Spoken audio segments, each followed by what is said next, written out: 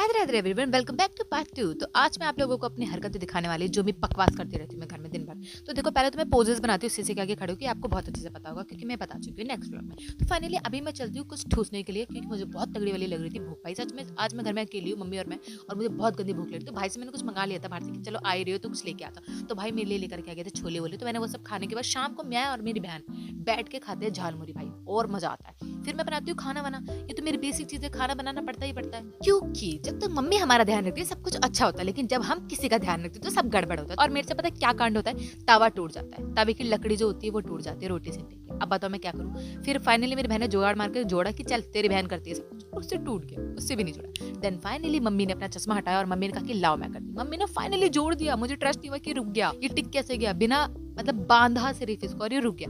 Then काजल आती है हम लोगों के लिए बहुत सारा पिटारा लेके, क्योंकि वो जब भी आती है कुछ ना कुछ बकवास लेके आती है हम लोगों के लिए, जिससे हमारी तबीयत अच्छी हो जाती है। वो मेरे लिए रोल लेकर के आई थी, कोमल के लिए नमकीन लाई थी, मैंने वो सब कुछ ठूस लिया। एंड मैंने काजल को छोटा सा छल्ला गिफ्ट किया था कि ले बहन इसको बैग में टांग ले। उसने कहा बहन रख दे, क्योंकि जहाँ से वो आती वहाँ पे भीड़ ही भीड़ होती है, तो उसने रख दिया घर में।